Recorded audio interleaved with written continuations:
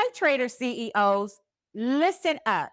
If you're tired of chasing entries, confused about trends, or worse, blowing your accounts over and over again, you're probably using the wrong time frame combo for your trading style. Whether you're scalping, day trading, or swinging, and get your mind out of the gutter. I'm not talking about swinging from your bedroom chandelier or anything with other people. I'm talking about swinging in the foreign exchange markets. Now, when you have the right time frame combo according to your trading style, the right time frame will show you the trend, the setup, and the sniper entry. I'm about to break it all the way down for you.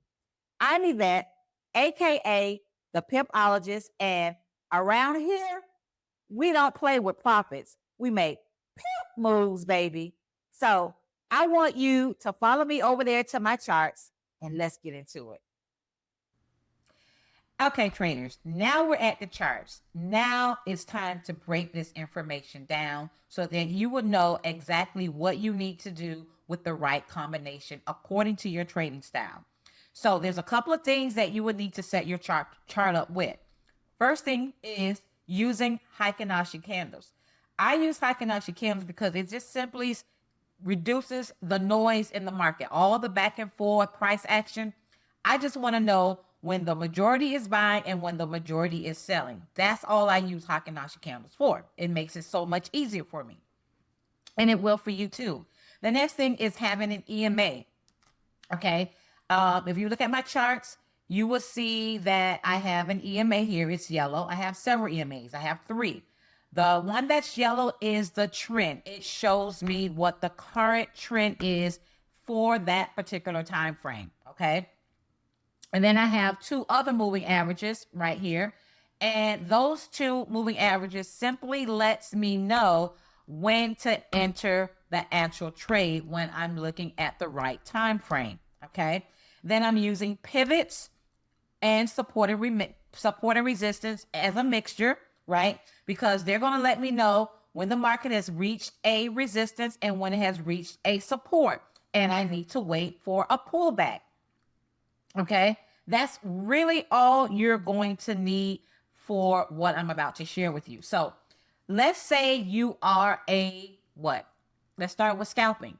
If you are a scalper, you want to use the 1 hour and the 15-minute along with the 1 minute. Okay. The 1 minute is going to be your last time frame that you're going to look at. The 1 hour is going to give you the trend. Okay. In this example, I'm looking at the USD JPY. So price is below the yellow moving average. That's my bigger moving average. Okay. Whatever you use, you may use a 50, you may use a 100. I don't know what you use. However, I'm using my moving average. It's an EMA and I have it yellow. So I just say follow the yellow big road, y'all. So price on the 1 hour is below the yellow moving average. That lets me know, most importantly, that I'm looking for a sale. That's it. I'm looking for a sale. I go over to the 15-minute.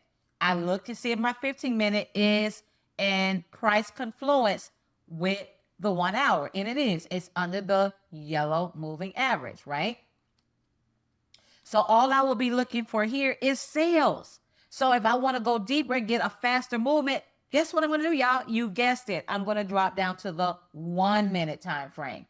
Now, the 1 minute time frame, and I forgot to put my support and resistance. I have a system that actually draws them for me, makes it easy for me. Not that I don't know how to draw them. I teach people how to draw them all the time, but it's just simple when I have a system that does it for me. So the 1 minute is in a sale as well. So look at all these opportunities you had to make profits in the market. You had an opportunity right here, right here, right here.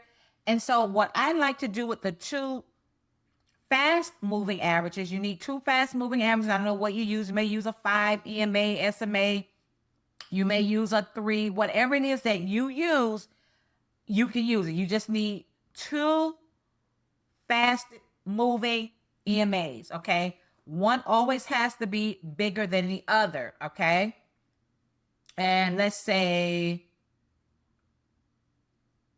like 5 speeds faster than the lowest one. So you may use a 1 minute, you may use a 5, and you may use a 10. Okay, you may use a 5 moving average and a 10. Doesn't matter. One just has to be 4 points or four four 4 points higher than the other one. Okay, basically what I'm trying to say. All right. So as you can see here, you would take all of the sales. You would have taken all of the sales, right? Here was a moving average right here where it crossed. So you would take the sale right here, right? And you would get out of the close of a second candle or the first, whatever it is, because when you're scalping, remember, one thing about scalping that I know, you have to use, you're looking for short moves, and you may be over leveraging. Okay. I don't know any scalper that does not over leverage in order to make their time worthwhile. So you got to have small stop losses, y'all. All right.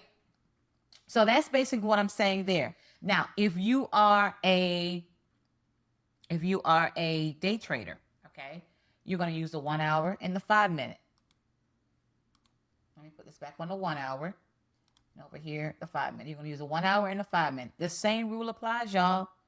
You look at your trend on your 1 hour, which is your trend time frame. The bigger time frame is always going to be your trend time frame, and the smaller time frame is going to be used for your entry. So over here, you're selling. Over here, you look for nothing but sales.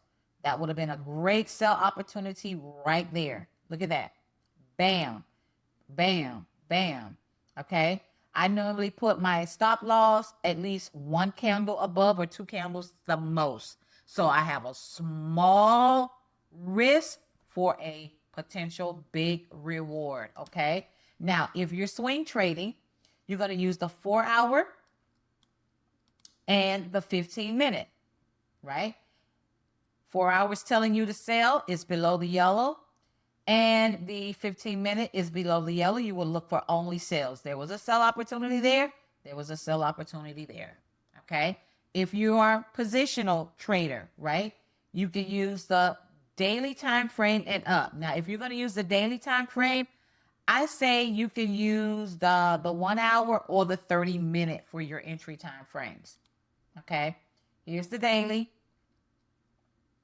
And here's the 30. Wait, here's the daily. I'm sorry. And here's the 30. Okay. Everything is above on your daily.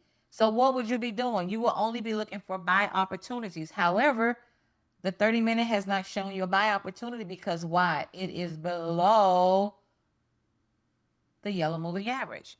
You will be sitting this one out. You will be sitting this one out, y'all. Every day, every moment is not a trading opportunity. You must know that. This is how you stop yourself from blowing up accounts, right? Now, you can also use the 1 hour as your entry when pairing it up with the daily time frame. All right, let me take this off. And the 1 hour is below, right? You're looking for buys. You need the 1 hour to get back above the moving average here.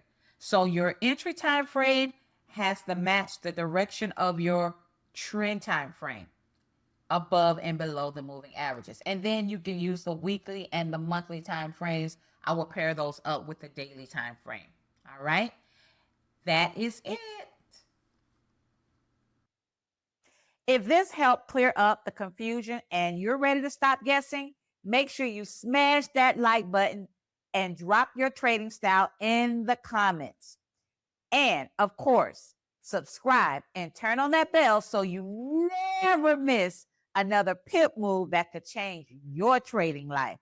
We're done with BAs, blown accounts. We do blueprints, confidence, and pip moves only, baby. I'm Evette, the Pipologist, and I'll see you in my next video. Bye-bye.